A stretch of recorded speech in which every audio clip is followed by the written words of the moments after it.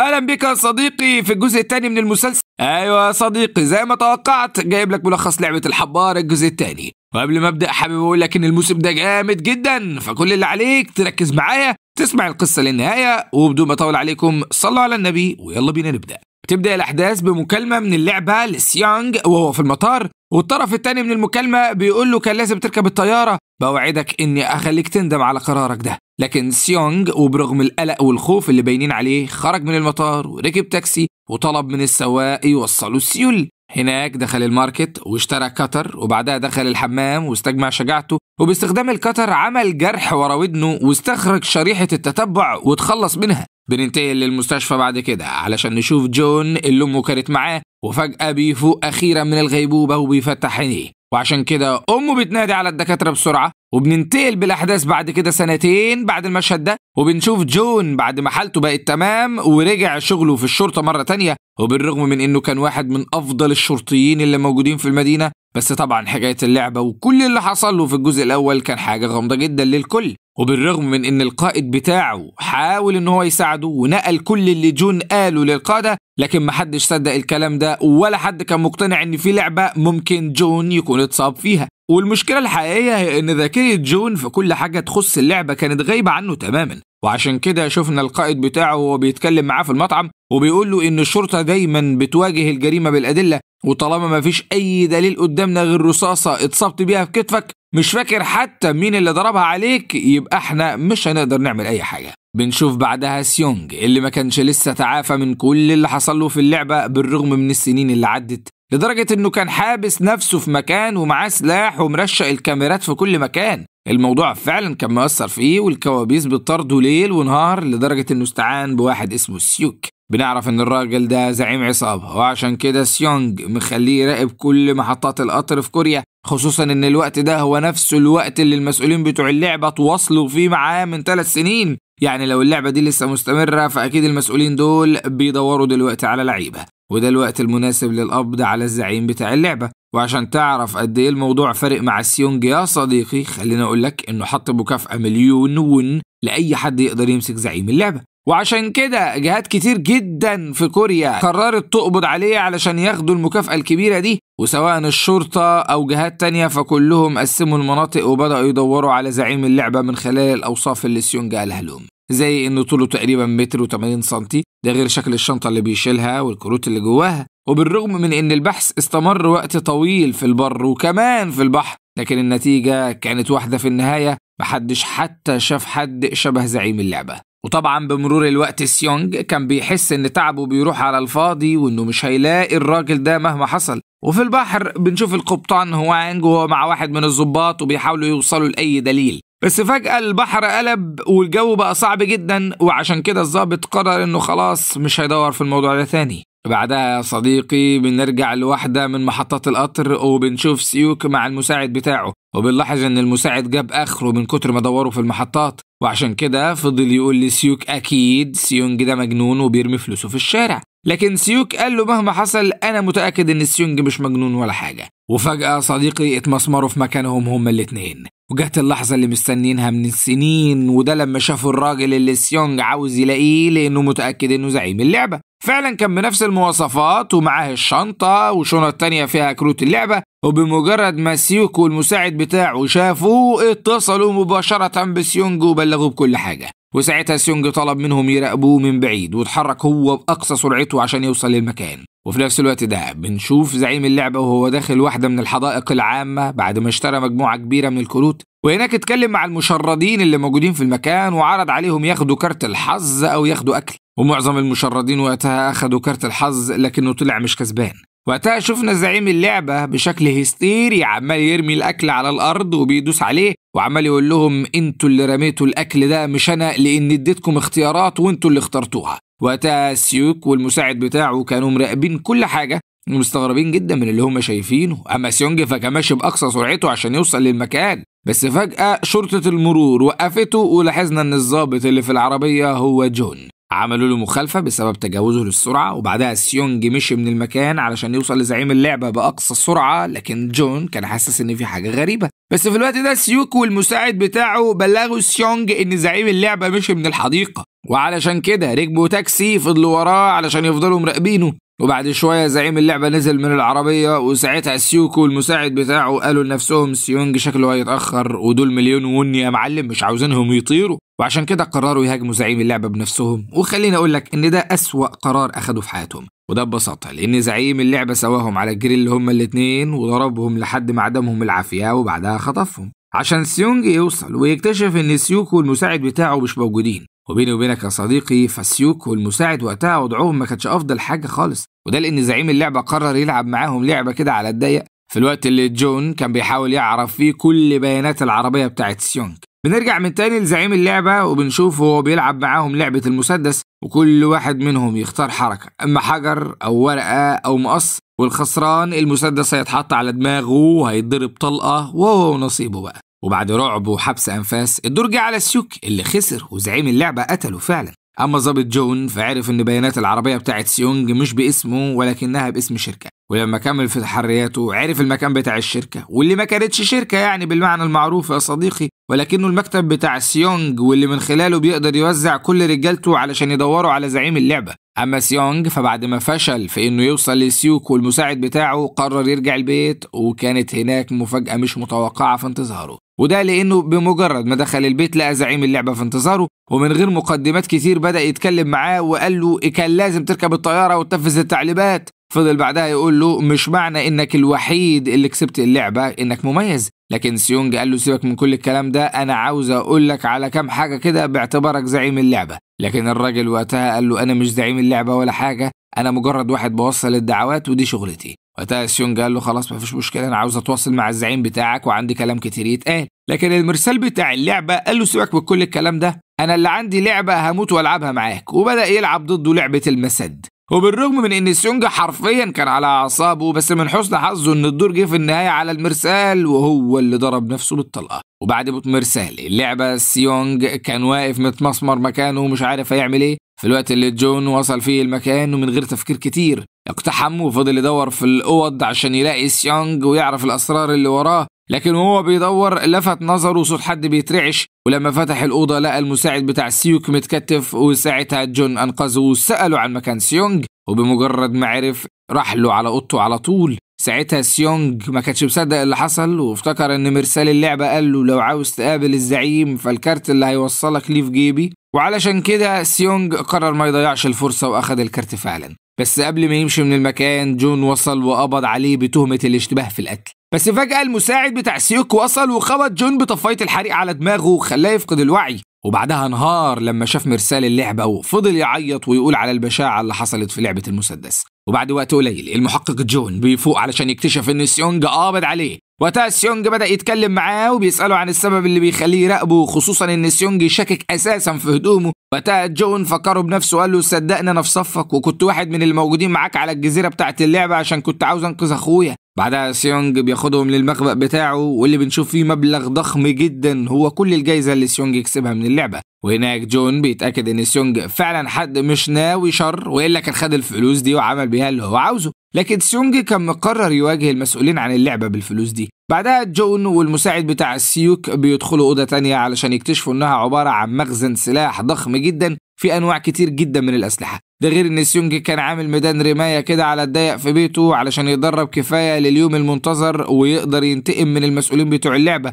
وعلشان كده اتكلم مع جون وقال له بنصحك تستقيل من شغلك وتبدأ تشتغل معايا، وطلب كمان من مساعد سيوك انه يجيب له رجالة يدربوا علشان يخلصوا القصة دي قريب. بنعرف ان سيونج ما كانش مهتم بس بانه يخلص قصة المسؤولين عن اللعبة، لكنه كمان كان بيحاول يوصل لكل ضحايا اللعبة. وعشان كده شفناه مع واحد وهو مديله مبلغ كبير جدا عشان يلاقي له واحدة بنعرف ان اسمها انساي، وبنعرف ان الراجل ده سمسار بحث بيقدر يلاقي الناس اللي اختفت مقابل الفلوس. لكنه اتكلم مع سيونج وقال له ان البنت اللي هو بيدور عليها غالبا في السجن ومرض السل انتشر هناك، وبمجرد ما تخرج ويعرف عنها حاجة هيتواصل معاه. وقتها سيونج اداله رقم اخو ساي الصغير وقال له لو معرفتش وقتها تتواصل معايا اتصل بالرقم ده. عشان نشوف بعدها واحدة بنعرف ان اسمها يول بتدور على بنتها، بتروح لنفس السمسار، لكن الراجل بيقول لها من الاخر كده صعب جدا بنت صغيرة تفضل عايشة طول الفترة دي وغالبا ماتت. لكن يول فضلت تتحايل عليه يدور ولو لمرة أخيرة، وبعدها سابت المكان ومشيت وكانت عمالة تعيط في عربيتها وهي بتتفرج على صورة البنت.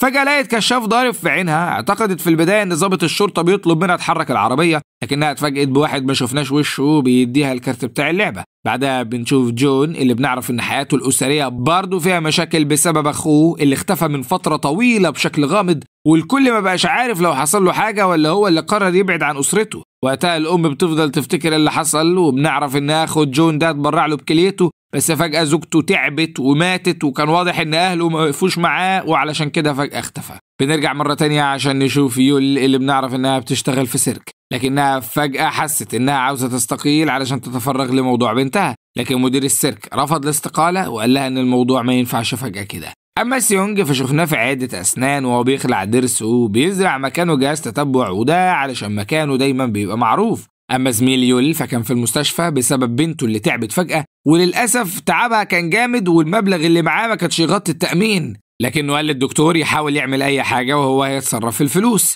وقتها لاحظنا إن يول موجودة هي كمان في المستشفى، وبعاطفة الأم كانت زعلانة جدا على بنت زميلها. أما سيونج فقدر فعلا يجمع مجموعة كبيرة من الرجالة اللي ليهم خبرات واسعة في استخدام الأسلحة، وبدأوا كلهم يتدربوا كمجموعة. وعرفنا إن خطة سيونج هي الهجوم على الجزيرة اللي اللعبة كانت بتتم فيها، لكن رجالته اقترحوا عليه ما يروحش معاهم المهمة ويسيبهم يتعاملوا، خصوصا لأن وشه مكشوف على الجزيرة دي والأفضل إنهم يروحوا لوحدهم ويخلصوا، بس سيونج رفض. أما يول فبعد وقت قليل جالها تليفون من اللعبة، وبعد ما وافقت على الشروط عرفت إن ميعاد نقلها لمقر اللعبة هيكون يوم 31 أكتوبر 2024. بنشوف سيونج بعد كده هو وجون وهم داخلين كازينو، كانوا شاكين انهم ممكن يوصلوا من خلاله المعلومات تهمهم عن اللعبة، وفعلا بعد وقت قليل شافوا واحد لابس نفس البدلة بتاعت افراد اللعبة، وساعتها سيونج قرر يشوف حكايته ايه. فجأة واحد من رجالة سيونج قال له انه شاف واحد تاني من افراد اللعبة، لكنه بمجرد ما قرب منه الراجل بتاع اللعبة كهربه.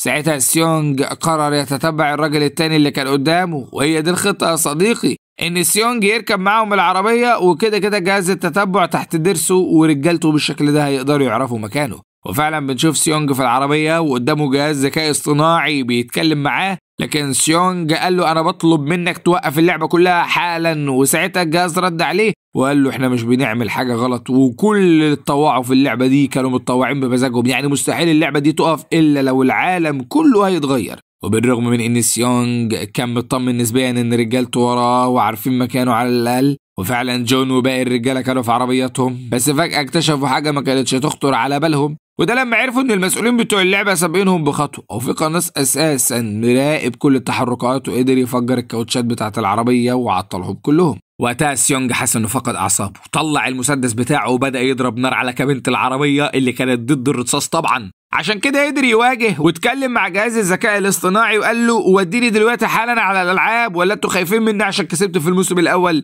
وقتها الجهاز اتكلم معاه وقال له طالما دي رغبتك اهلا بيك من جديد في اللعبه. وفجاه انتشر غاز مخدر في الجو وسيونج فقد وعيه. اما جون ورجالته فبعد اللي حصل ده قرروا يلجأوا للخطه البديله، وبننتقل بعدها بالمشهد عشان نشوف مفاجأة خطيرة جدا، وده لما بنشوف يول وهي بتغير هدومها وبتلبس هدوم اللعبة. جون ورجالته بدأوا فعلا في تنفيذ الخطة البديلة واللي كانت عبارة عن هجوم على الجزيرة اللي اللعبة بتتم عليها، وده كان سهل طبعا لأن جهاز التتبع اللي تحت ضرس سيونج مبين الموقع. أما سيونج نفسه وباقي المنضمين للعبة فكانوا في القاعة المخصصة ليهم. بعد وقت قليل المسؤولين بتوع اللعبة دخلوا القاعة وبدأوا يعرفوهم النظام، لكننا لاحظنا ان معظم الناس اللي موجودين مش عاجبهم الوضع، منهم اللي كان عاوز تليفونه، ومنهم اللي كانت عاوزة تعرف ازاي مسؤولين اللعبة لبسوها الطقم ده، ومنهم اللي كان عاوز يحلو وياخد لقطة وكل اللي عنده كلمة فضل يقولها. لكن المسؤولين بتوع اللعبة فاجئوهم بحاجة خطيرة جدا، وهي انهم تقريبا عارفين كل المعلومات عنهم، وعارفين ان كل اللي واقفين في القاعة دي تقريبا عليهم ديون بمبالغ ضخمة جدا مستحيل يقدروا يسددوها لو فضلوا يشتغلوا 3 أعمار فوق عمرهم.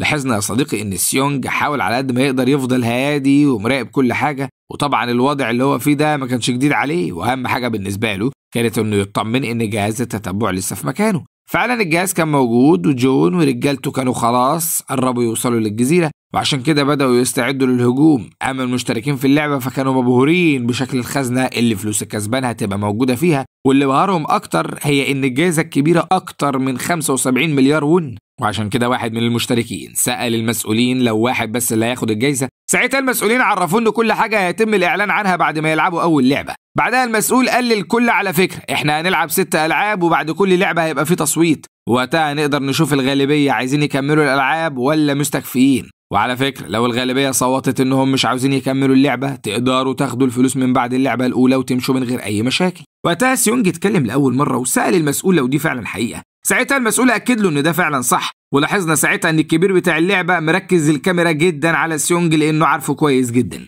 بنرجع من تاني للشاب اللي سأل عن قيمة الجايزة من شوية، وبيتفاجئ الشاب ده إن أمه موجودة معاه، وطبعا بعد ما بتشوفه بتفضل تهزقه لأنه بيعمل ده من وراها. ولما هو سألها وانت بقى بتعملي ايه هنا، قالت له انا هنا عشان اسدد ديونك لانك عيل غبي ودينت نفسك بمبالغ ضخمة جدا بسبب الامور اللي بتلعبوا عمال على بطال. بعد وقت قليل المسؤولين بتوع اللعبة عرفوا اللعيبة انهم هيمضوا على اقرار، ولو حد منهم مش جاي معاه يلعب من دلوقتي يعرفهم وهيمشي من غير اي مشاكل. لكن بيني وبينك يا صديقي اللعيبة كلهم بعد ما عرفوا قيمة الجايزة اتعاموا تماما وبقوا عاوزين يلعبوا بأي طريقة. ده طبعا غير سيونج اللي رايح هناك اصلا عشان يهد اللعبة دي على دماغ صاحبها، وبالتالي ما كانش ينفع يتراجع. وبالنسبة للمحقق جون فكان في طريقه وقرب جدا من الجزيرة، وقبل ما يقتحم بلغ سواق المركب بخطأه وعرفوا انهم داخلين على سواد. اما بالنسبة للشباب اللي طبعا ما يعرفوش حاجة عن المرار الطافح اللي هم داخلين عليه فكانوا واخدين الدنيا على العادي خالص، وحتى بعد ما عرفوا من مسؤولين اللعبة انهم المفروض يتصوروا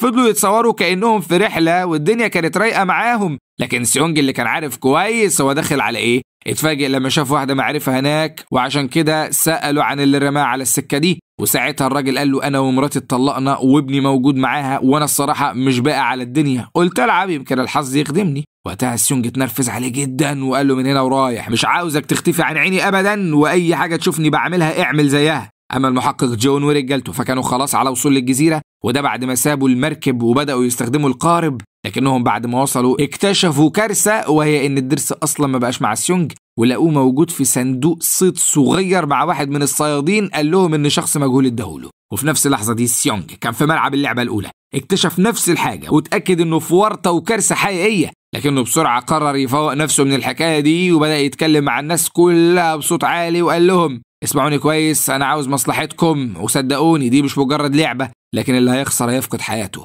وقتها طبعا كل الناس اللي واقفين قدامه بالذات الشباب فضلوا يتريقوا عليه وقالوا له احنا هنلعب لعبة اشارة حمراء واشارة خضراء، ازاي يعني هنموت لو خسرنا؟ وبعدها مباشرة اللعبة بدأت والكل بدأ يثق في سيونج، خصوصا لانه كان بيقدر يقول لهم يقفوا امتى ومفيش حد منهم حصل له اي مشكلة، لحد ما عيلة نايتي كده اتفاجئت بوقوف نحلة على رقبتها، وبمجرد ما صرخت واتحركت اكلت طلقة في نص دماغها. ومن بعد البنت دي واحدة تانية خافت برضو من النحلة واتخرتقت هي كمان، وساعتها المدعكة اشتغلت يا صديقي وكل اللي اتحرك اتقتل فورا. ووقتها اكتشفنا مفاجأة كبيرة جدا برضو، وهي ان واحد من القناصين اللي بيخلصوا على اللعيبة تبقى يول. طبعا الناس بدأوا يترعبوا ومنهم اللي اتوتر اكتر وحياته انتهت، لكن الباقيين بدأوا يحسوا ان سيونج فعلا عارف اللي فيها، وفي وقت قليل قدر ينظم اللعيبة بطريقة معينة وعدد كبير منهم قدروا يقربوا فعلا من خط النهاية. لكن ده ما يمنعش برضه يا صديقي ان في عيل تنح كده كان مغني راب اساسا قبل ما يتخطف ويروح اللعبة، زق اللي كانوا قدامه واجبرهم يتحركوا، وساعتها طبعا اتقتلوا.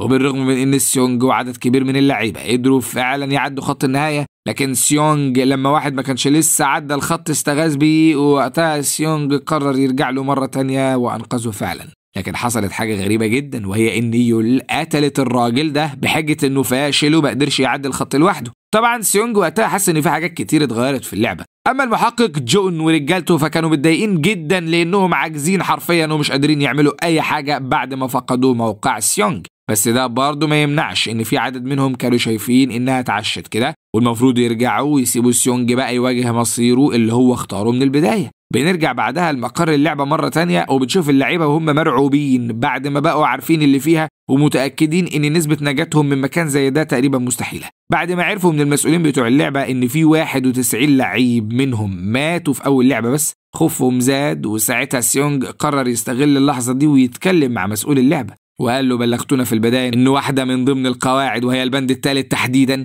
اننا من حقنا نعمل تصويت بعد كل لعبة، ولو الاغلبية عايزة توقف لعب من حقنا ناخد الفلوس اللي اتجمعت لحد دلوقتي ونمشي. وقتها المسؤول بمنتهى الهدوء قال له ده مظبوط فعلا ومن حقكم تعملوا كده، وبعدها مسك الريموت بتاع الخزنة وقال له نحسب بس عدد الفلوس اللي اتجمعت لحد دلوقتي، وطالما في 91 شخص ماتوا يبقى انتوا لحد دلوقتي مجمعين اكتر من 9 مليار. ولو حابين تمشوا دلوقتي هيتقسموا عليكم بالتساوي، وكل واحد تقريبا هياخد 24 مليون ون وكسر. وقتها بس يا صديقي الناس عينيها زغللت تاني وبقوا حاسين ان ده مبلغ مش كفايه، لكن اداره اللعبه قالوا لهم على العموم ده حقكم وكل واحد حر في اختياره. وهنبدا التصويت دلوقتي بشكل عكسي، وهنبدا من اخر رقم واللي كان سيونج. طبعا سيونج من غير اي تفكير صوت برفض استكمال الالعاب، ومن بعدها الناس بدأوا تصويت، وسيونج كان بيبقى حرفيا هيتجنن لما بيلاقي حد بيصوت بالموافقة بعد كل اللي شافه ده، وفي نص عملية التصويت بيحس انه فقد اعصابه، وعشان كده بيزعق بعلو صوته في وسط القاعة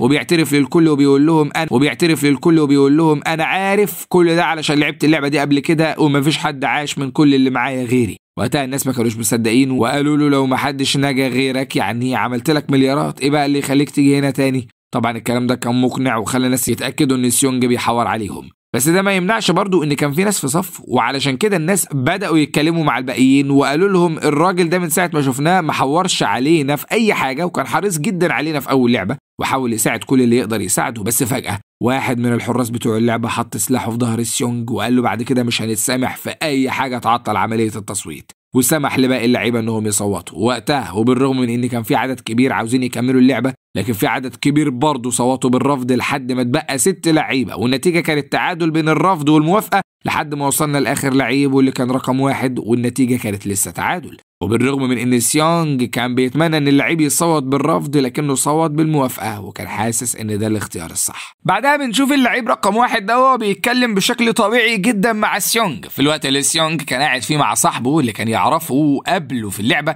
لاحظنا كمان ان كذا واحد من اللعيبه بدا يهتم بالسيونج وسالوه عن معلوماته عن اللعب اللي جايه. ساعتها سيونج قال لهم ان اللعبه الثانيه هي لعبه الحلوى، كانت صعبه جدا المره اللي هو لعبها، وعرفهم كمان ان اسهل شكل كان المثلث لكن اصعب شكل هو الشمسيه. فجاه الشاب المديون اللي امه معاه واللي بنعرف ان اسمه يونج اكتشف ان امه مش موجوده في سريرها، ودي حاجه قلقته جدا، بس الحقيقه هي ان امه كانت بخير وكل حاجه تمام، وكل الحكايه انها اخذت الوجبه لانها لاحظت ان الشابه دي حامل. حاولت تطمنها على قد ما قدرت وقالت لها لو تعبت في اي وقت دوري عليا وانا هقدر اساعدك لان عندي خبره جامده في الحمل وساعدت بنات كتير في الحي بتاعي. اما سيونج فكان بيتكلم مع اللاعب رقم 1 وقال له بدوسة زرار واحده منك كنا نقدر نخلص من كل ده. وساعتها اللاعب رقم 1 قال له انا اللي بصراحه محتاج اعرف انت ازاي بعد ما كسبت المبلغ ده كله رجعت للعبه مره تانية؟ لكن سيونج رد عليه وقال له خلي بالك دي مش فلوسي لكنها فلوس الناس اللي ماتت في اللعبه. وقتها اللاعب رقم 1 رد عليه وقال له تفتكر يعني لو كنت دوست على الزرار ورفضت اننا نكمل الناس دي كانت هتسيبني في حالي؟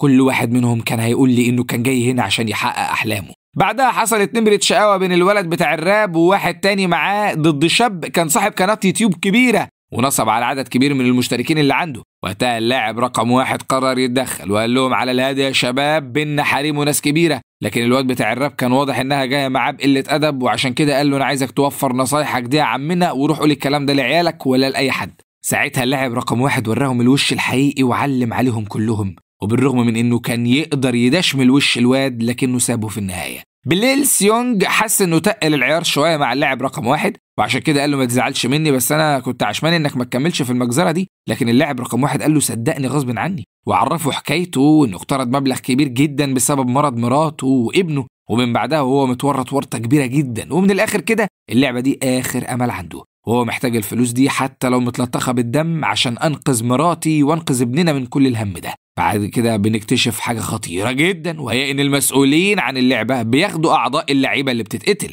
لكن بسبب مخالفه يول عملتها ما كانوش قادرين ياخدوا اعضاء عدد من اللعيبه اللي اتقتلوا، وعلشان كده المسؤول الاول عن اللعبه بيستدعي يول في مكتبه وبيديها كلمتين وبيقول لها اول مره اتقابلنا فيها كنت فاقده الامل في الحياه واخدتك شغلتك معايا ووعدتك ان حياتك تكون افضل، لكن واضح جدا يا صديقي ان يول بتتعمد تصيب اللعيبه اصابات معينه بحيث اعضائهم ما تبقاش نافعه بعد كده ولا المسؤولين عن اللعبه يقدروا ياخدوها. وعلشان كده ردت على السريع على المسؤول الاول وقالت له انا ما خالفتش التعليمات وكنت بتاكد انهم ماتوا وسابته ومشيت، ودي حاجه نرفزته جدا. بننتقل بالاحداث بعدها لاسم شرطه سيول وهناك بنشوف جون بعد ما رجع، وهناك كانت في وصلة تهزيء محترمة مستنياه من القائد بتاعه اللي فضل يقول له انت ازاي تختفي كده من غير ما تبلغ.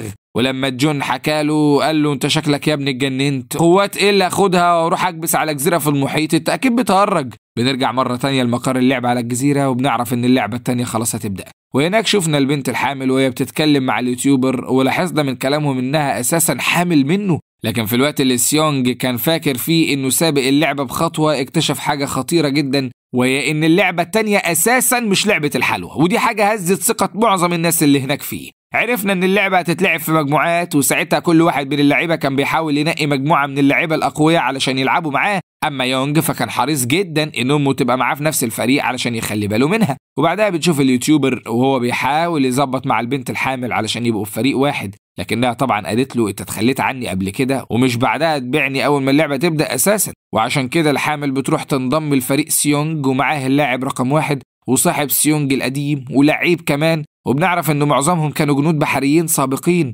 بنعرف قوانين اللعبة صديقي، وبنعرف كمان انها ميكس من كذا لعبة، زي انك تحدف الجراب الجلد اللي في ايدك، ولازم الرمية تكون قوية كفاية عشان تقلب الجراب اللي موجود على الارض والا هتبقى خسران. وبعدها تحدف حجر ولازم يخبط في الحجر اللي اللعبة حطاه، ولو عديت من ده في وقت معين بتوصل للمرحلة اللي بعدها، واللي كانت عبارة عن لعبة النحلة اللي لازم تلف على الارض. والفريق اللي بيعدي من الحكاية دي بيوصل لآخر مرحلة، وهي ان واحد من اللعيبة ينطط جسم معين كده على رجله مش اقل من 5 مرات. لكن الموضوع كان صعب يا صديقي، وده بسبب ان اللعيبة مربوطين في بعض ولازم يخلصوا كل الحاجات دي في زمن معين. ولما اول فريقين فشلوا في انهم ينفذوا المطلوب اتقتلوا على طول، وساعتها باقي اللعيبة حسوا بالرعب وندموا انهم كملوا. وفي مشهد مرعب للكل، اللعيبة شافوا الحراس وهم بيحطوا اللعيبة اللي اتقتلت في توابتها، وبالرغم من ان واحد منهم كان لسه عايش بعد ما الحراس قاموا معاه بالواجب، لكن يول من غير تفاهم بتضربه اكتر من طلقة. ودي طبعا حاجة ضايقت باقي القناصين اللي اتضايقوا جدا، وحسوا ان يول بتعند مع الزعيم بتاعهم.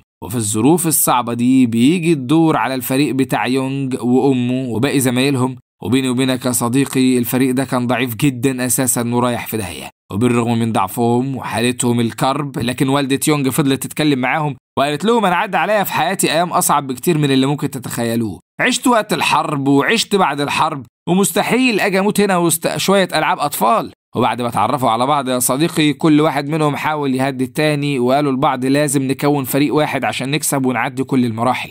وبالرغم من خوفهم الشديد لكنهم فضلوا يشجعوا بعض، ودي حاجة خلتهم أهدى، وعشان كده قرروا يبدأوا من غير خوف. بيبدأوا اللعبة فعلا يا صديقي، وبيقدروا يعدوا أول مرحلة، وبالرغم من إنهم على أعصابهم لكنهم كانوا بيحاولوا ما يخسروش، خصوصا بعد ما بقوا متأكدين أكتر من أي وقت فات إن الخسارة معناها إنهم خسروا حياتهم. بتقدر واحدة من الفرقة إنها تقلب الجراب الجلد اللي كان على الأرض، وبيقدر يونج إنه ينشن على الحجر بتاع اللعبة. ولما الدور بيجي على أمه بتكون متوترة شوية وإيديها مش مساعدها، لكنها بتقدر تنجح في لعبة كانت عبارة عن إنها ترمي مجموعة من البلاستيك وتقدر تلقطهم كلهم مع بعض. وبالرغم من إن الموضوع كان صعب عليها لكنها نجحت فيه. بندخل بعد كده على لعبة النحلة، لكن الست اللي المفروض إنها تعمل اللعبة دي كانت لاسعة أساسا، وتحسها كده عاملة نفسها فاهمة في الدجل والشعوذة والجو اللي بالك فيه ده. وبالرغم من إنها حاولت مرتين يا صديقي لكنها فشلت في المحاولتين، وما كانش فاضل للفريق كله غير محاولة واحدة وهيقابلوا الفريقين اللي ماتوا. ولما الفريق حسوا إن زميلتهم متوترة قرروا يساعدوها بطريقة مختلفة شوية،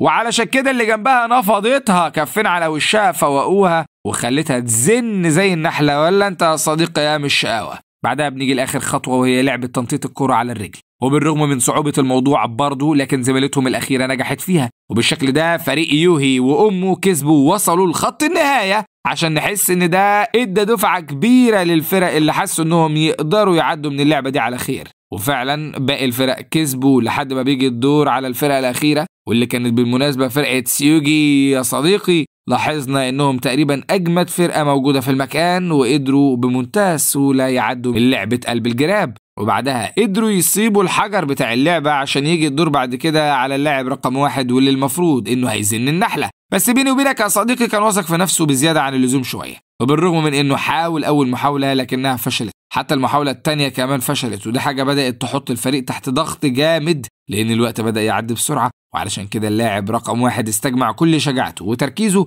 ورمى النحلة في المرة الثالثة، ومن حسن حظهم كلهم إنها فعلا لفت. علشان كده بيجي الدور بعد كده على سيونج، واللي كان المفروض انه هينطط الكرة على رجله، وبالرغم من انه نجح في ده 4 مرات لكن المرة الخامسة كانت هتفلت، والحراس بدأوا يستعدوا عشان يخرطقوهم، لكن اللاعب رقم 1 بيلحق الكورة قبل ما تلمس الأرض، وبالشكل ده بيعدوا المرحلة. وبينتهي اليوم التاني اللي فيه اللعبة التانية، وكل اللعيبة اللي اتبقت بيرجعوا لأوضهم من تاني وبيبدأوا يفكروا في اللي جاي. بنخرج من اوض اللعيبه وبنشوف القناصين اللي كانوا جابوا اخرهم من يول واللي بتعمله، وبالرغم من انهم اصلا ما يعرفوش هويه بعض لكنهم دخلوا اليول للاوضه وبداوا يهددوها وقلعوها القناع بتاعها علشان يعرفوا هي مين، لانهم شاكين فيها. لما لقوها بنت قالوا لها بص كده من الاخر انت بتبوظي شغلنا وهتجيب لنا كلنا مشاكل مع الزعيم، لو قررتي اي مخالفه تانية هخلص عليكي. بنرجع مرة تانية للعيبة صديقي وبنشوف مسؤولين اللعبة وهم بيتكلموا معاهم وبيعرفوهم إجمالي الأرباح اللي موجودة لحد دلوقتي، زي ما بيعرفوهم كمان إنهم لو قرروا ينسحبوا هيبقى إجمالي كل واحد منهم حوالي 78 مليون ون. بس بيني وبينك كل ما اللعيبة بتتقدم كل ما اللعيبة بيتعلقوا أكتر، كل واحد بيقول لنفسه ليه ما كنتش أنا سعيد الحظ وهبش الفلوس كلها لوحدي. عشان كده حتى اللي كانوا رافضين يكملوا في البداية بدأوا يقتنعوا شوية إن بإمكانهم يكملوا اللعبة لحد آخرها، والسيونج نفسه حس إن مستحيل الحوار يخلص وإن الطبيعة البشرية مستحيل تتغير، وزي ما الناس كملوا لما هو لعب أكيد هيكملوا دلوقتي. وبالرغم من كده المسؤولين بتوع اللعيبة كانوا دايما بيحاولوا على قد ما يقدروا يبانوا ديمقراطيين، وعشان كده قالوا لكل اللعيبة من حقكم تختاروا اللي يريحكم، وسمحوا لهم يبدأوا تصويت بشكل طبيعي جدا. وفي الوقت اللي تصويت المرة الأولى فرق بالظبط على صوت اللاعب رقم 1، فالمرة دي الدنيا كانت في المختلف منه على الآخر، واللي موافقين على استكمال المسابقة نجحوا باكتساح. وبالرغم من قسوة اللعبة لكن المسؤولين عنها كانوا بيحاولوا يحسسوا اللعيبة إنهم يقدروا يثقوا فيهم، وطبعا كل دي كانت حاجات محسوبة ومش بتحصل بالصدفة يعني. وعشان كده لما والدة يونج بلغت الحراس إنها ست كبيرة ومحتاجة تدخل الحمام والموضوع صعب بالنسبة لها هي والبنت الحامل، وقتها الحراس سمحوا لهم بده. بنرجع مرة تانية وبنشوف سيونج وهو متضايق جدا وجايب آخره وحاسس إن تعبه كله راح على الفاضي، وده لأن سبب وجوده هنا صديقي أساسا إنه يغير على قد ما يقدر، بس واضح قوي إن ده مش هيحصل، وأكبر دليل إن السيناريو نفسه بيتعاد مرة تانية. وعلشان كده بنشوفه وهو بيتكلم مع صاحبه القديم واللي بنعرف إن اسمه هن، زي ما بنعرف مفاجأة كبيرة صديقي، وده لما هن بيتكلم مع سيونج وبيقول له ما تزعلش مني، أنا كنت سبب كبير جدا في اللي حصل لك في حياتك، وصدقني وقتها ما كنتش عارف أسلفك فلوس. وبعدها بيقول له لو كنت أعرف إنك هتعمل كده في نفسك كنت اتصرفت وسلفتك. وبنستنتج يا صديقي إنه هن هو اللي رفض يسلف سيونج زمان، ودي الحاجة اللي اضطرت سيونج يلعب اللعبة دي أساسا. وفي الحمام والدة يونج اكتشفت ان البنت الحامل طولت جدا جوه التواليت وما سمعتش صوتها، ودي حاجه قلقتها جدا عليها، وعلشان كده اضطرت تفتح الباب، وساعتها لقيت البنت الحامل بتعيط بحرقه.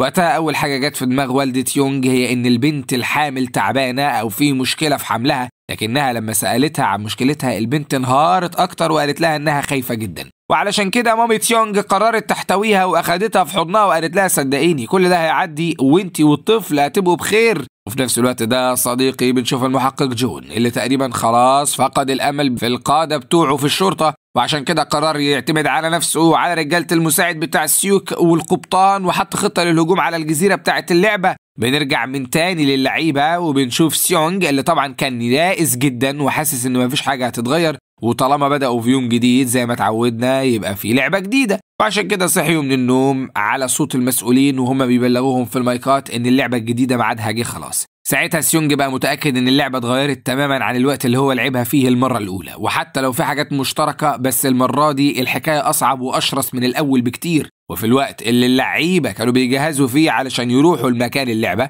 بنشوف يول اللي آثار ضرب زمايلها ليها كانت باينة على وشها، لكنها كانت هادية تماما، أخذت سلاحها هي وباقي القناصين واتحركوا علشان يشوفوا هيخلصوا النهاردة على مين. بنرجع من تاني للعيبة صديقي وبنشوفهم بعد ما وصلوا المكان اللعبة وبدأوا يركزوا زي ما عاوزك تركز انت كمان عشان نعرف تفاصيل اللعبة الجديدة. المسؤولين عن اللعبة بيبدأوا يتكلموا مع اللعيبة وبيقولوا لهم اللعبة اللي هتلعبوها دلوقتي اسمها لعبة الاختلاط، ودي بقى معتمدة في المقام الأول على السرعة، بمعنى إنكم هتدخلوا كفرق على القرص اللي بيدور ده والأغنية هتشتغل، وفجأة هيتقال رقم، وفي خلال 30 ثانية لو ما قدرتوش تشكلوا الرقم المطلوب اعتبروا نفسكم سافرتوا سفرية مفيش منها رجوع. وبالرغم من ان لعبة زي دي صعبة جدا وعايزة سرعة بديهة، لكن كل الفرق بدأوا يشجعوا بعض يا صديقي، وقرروا يعدوا المرحلة دي، خصوصا لان كل مرحلة بيعدوها اكيد بتقربهم اكتر للجائزة الكبيرة. وعلشان كده شفناهم كلهم وهم بيستعدوا عشان يبدأوا.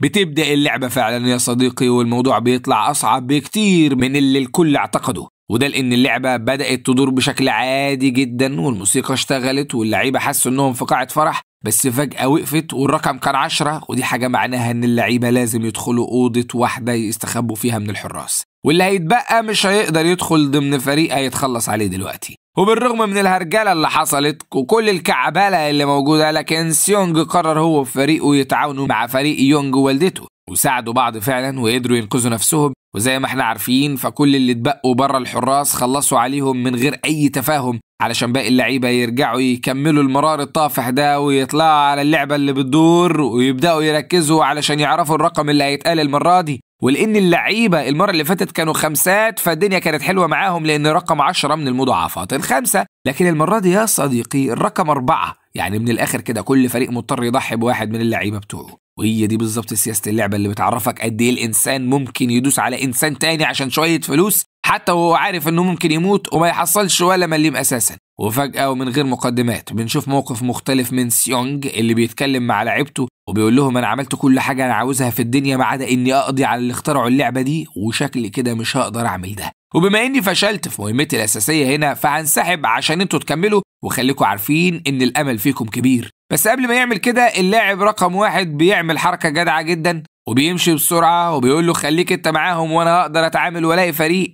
العد التنازلي بينتهي يا صديقي، والحراس من غير تفاهم بيخلصوا على كل اللعيبة اللي ما لقوش فرق، وبالرغم من ان في 3 قدروا يدخلوا أوضة جانبية كده وكانوا فاكرين انهم يعني شغلوا دماغهم على اللعبة، لكن المدير بتاع اللعبة شافهم في الكاميرات اللي مترشقة في كل مكان حرفيا، وبلغ الحراس اللي راحوا خلصوا عليهم. وبتنتهي أول جولتين من اللعبة وبنشوف سيونج وفريقه بعد ما قدروا يحافظوا على نفسهم، لكنه كان خايف جدا على اللاعب رقم 1 وكان حاسس انه مش هيقدر يسامح نفسه لو لقاه مات، لكنه بيكتشف ان اللاعب رقم 1 قدر يتصرف ولقى لنفسه فريق، وعلشان كده هو بخير وكله زي الفل. ساعتها سيونج بيشكره وبيقول له انه فعلا حد جدع، وبرغم من انهم ما كانوش طايقين بعض من البدايه اساسا بسبب اختيار اللاعب رقم 1 في التصويت الاولاني، لكننا بنلاحظ ان هو والسيونج بقوا صحاب جدا. بيعدي الوقت وبتبدأ الجولة اللي بعدها، وطبعا كل جولة بتبقى أصعب من اللي قبلها، وعلشان كده كل اللعيبة كانوا مركزين وعاوزين يخلصوا اللعبة دي على خير علشان يشوفوا اللي بعدها بيقول إيه.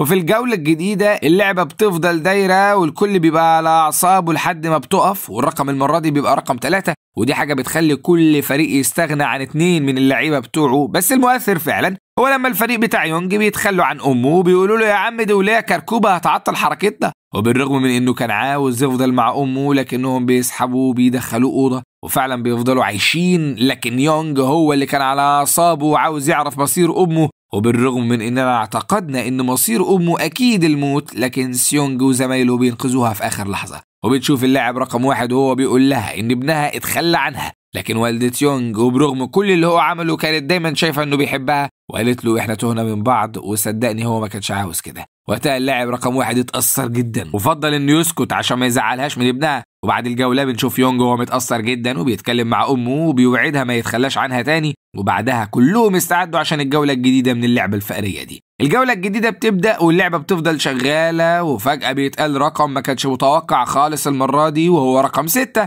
ودي حاجة بتلخبط حسابات كل المتسابقين اللي اتحركوا بسرعة، وكان لازم واحد منهم يلاقي حد من فريق تاني يوافق يجي معاه، وده صعب جدا لأن الحد التاني هيبقى عاوز يفضل موجود مع فريقه، وهكذا. الكل كان بيلوش وبيجري في أي مكان، لكن سيونج كالعادة كان في منتهى الجدعنة وسمح للناس الكبار والستات والبنات إنهم يقدروا يتحركوا الأول، لكن وبرغم حرصه على الكل ده ما منعش موقف مؤثر جدا لما صاحبة البنت الحامل اتحبست بره الأوضة، واليوتيوبر وقتها هو اللي دخل وسابها بره، وساعتها العد انتهى والحراس خلصوا عليها. وفي الوقت اللي الكل كان فيه ضد اليوتيوبر بنشوفه وهو بيتكلم مع الناس اللي ضده وبيقول لهم لو سمحتوا مش عاوز حد يعمل لي فيها عم المثالي، كلنا هنا عشان نفس السبب، اي حد منكم بدون استثناء كان هيبقى مكاني هيعمل كده واكتر. وبالرغم من ان البنت الحامل مش بتطيقه اساسا، لكن القلب بيحن برضه، وعشان كده ايدت وجهة نظره قدام الكل. بنعرف وقتها صديقي ان مش باقي خلاص غير 100 متسابق، زي ما بنعرف كمان ان اخر جولة في اللعبة دي هتبدأ خلاص. وبعد ما اللعبة اشتغلت بنلاحظ ان سيونج مركز جدا وقدر يستنتج ان العدد المرة دي هيبقى 2،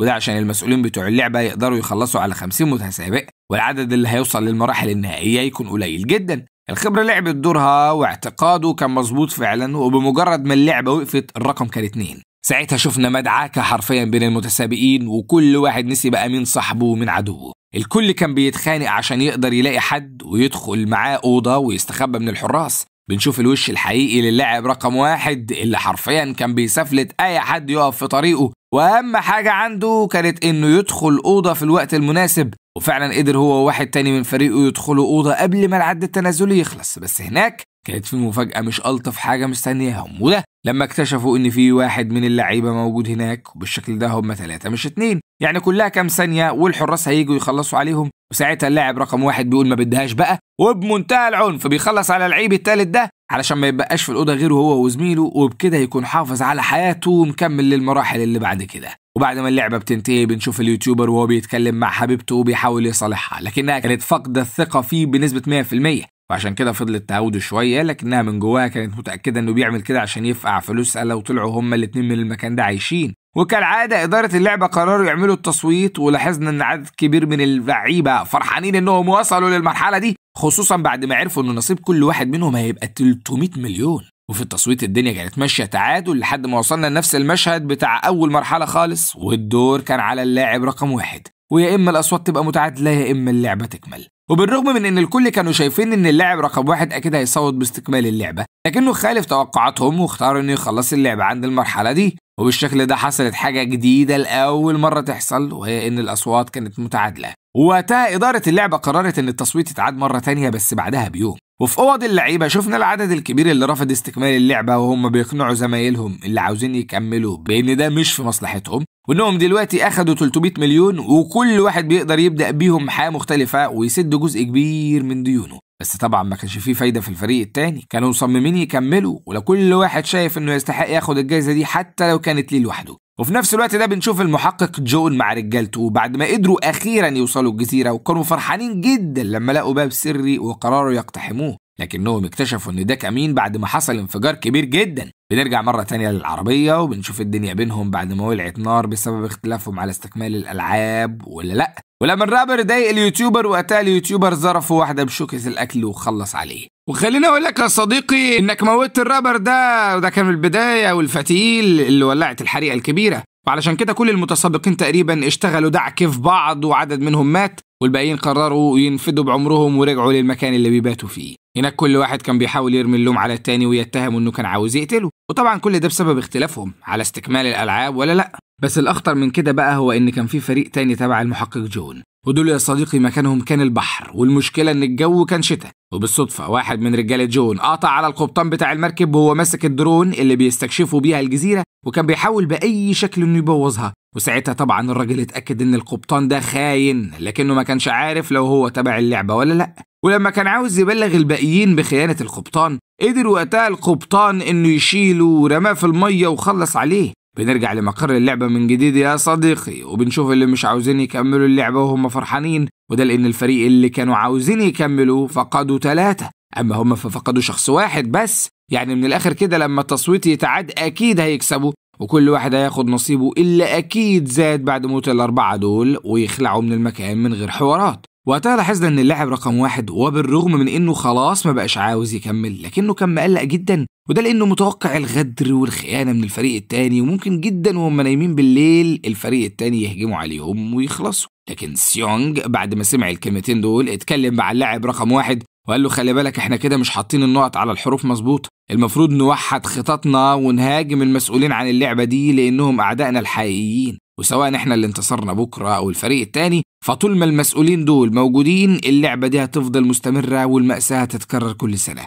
وقتها اللاعب رقم 1 وباقي اللعيبة اللي مع سيونج اقتنعوا فعلا بكلامه واتفقوا انهم يحطوا خطة ما عرفناش تفاصيلها في وقتها وبعدها ناموا. لكن وبالرغم من ان كلام سيونج ما كانش غلط، بس بيني وبينك يا صديقي التوقع بتاع اللاعب رقم 1 كان مظبوط فعلا. بمجرد ما النور اتطفى بنشوف الفريق اللي عاوزين يكملوا في الألعاب وهم بيهجموا على الفريق اللي عاوزين ينسحبوا، والهجوم كان مفاجئ جدا والفريق التاني قدر يخلص على عدد كبير من اللعيبة اللي عاوزين يتسحبوا، والعملية بقت مدعكة. لكن سيونج وفريقه لأول مرة يعملوا نفسهم مش من هنا، وده مش خوف ولا ضعف منهم يا صديقي، لكن لغرض أكبر هم عاوزينه ومتفقين عليه في خطتهم. والموضوع ببساطة إن حراس اللعبة بمجرد ما يوصلوا هيهجموا عليهم وياخدوا منهم الأسلحة ويخلصوا الليلة كلها. وفعلا الأمور بتمشي زي ما سيونج بيتمنى، والحراس بيجوا بعد وقت قليل عشان يفضوا الاشتباك ويضمنوا إنه هيبقى فيه لعبة أساسا، وعشان سيونج وزمايله يضمنوا إنه كل حاجة هتبقى في المظبوط بيمثلوا إنهم ميتين.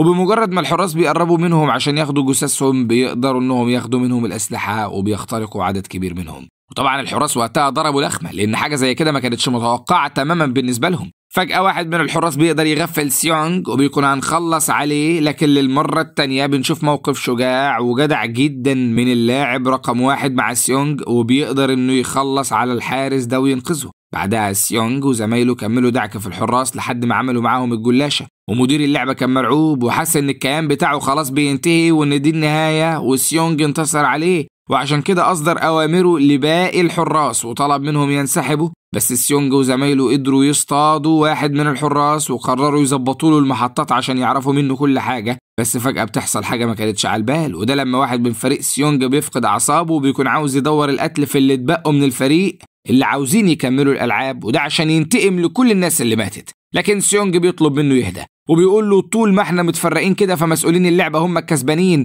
وأساسا اللعبة دي بتقوم على إنهم يفرقوا بين اللعيبة، وهي دي الحاجة اللي بتحقق لهم أغراضهم. وبعد الكلمتين دول عدد كبير من المتسابقين سواء اللي كانوا ناويين يكملوا أو لأ بيفوقوا لنفسهم. سيونج بدأ يتكلم معاهم وبيوزع عليهم الأسلحة اللي أخدوها من الحراس، وبيقدر يكون جيش صغير كده من المتسابقين، وبيطلب من أي حد بيقدر يستخدم سلاح إنه يساعده. وبالرغم من إن عدد كبير من المتسابقين في البداية كانوا خايفين من حتة استخدام السلاح دي، لكنهم بعدها بيتشجعوا وبيقرروا ينضموا لسيونج بعد ما مروا بفترة صعبة جدا في المكان. وبعد ما اتأكدوا إن كل كلام سيونج من البداية كان صح وإنهم غالبا هيموتوا قبل ما يوصلوا لنهاية اللعبة، أما مدير اللعبة بقى فشغل الإنذار على الجزيرة كلها واستدعى كل الجنود اللي عنده وطلب منهم يستعدوا للمعركة. وقبل أي خطوة سيونج قرر يعرف كل المعلومات اللي هو عاوزها من الحارس اللي هم محتجزينه، وعلشان كده طلب منه يقلع القناع. ولما الولد عمل كده وقتها سيونج اتفاجئ بسبب سنه الصغير، والواد كان مبلول في نفسه أساسا وقال له صدقني أنا مفيش حاجة بإيدي حاجة،